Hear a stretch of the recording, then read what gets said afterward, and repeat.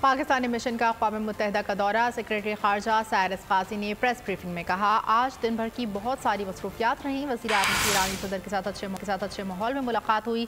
वज़ीर ख़ारजा ने भी साइड लाइन्स पर अहम मुलाकातें की। वज़ीर ख़ारजा की बेलारूसी वज़ीर ख़ारजा, माल्टा सऊदी वज़ीर ख़ारजा से मुलाकातें हुई।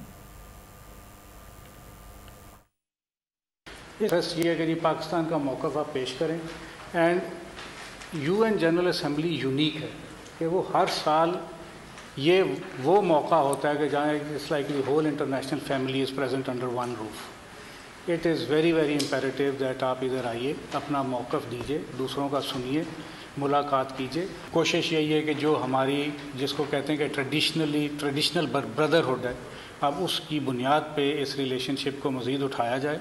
सऊदी अरब में बहुत डेवलपमेंट्स हो रही हैं इकनॉमिक एंड सोशल, उसमें पाकिस्तान का लिए अपॉर्चुनिटीज़ हैं और हमने वो एक्सप्लोर किया कि किस तरह उनको स्पेशली आगे रियलाइज़ किया जा सकता है।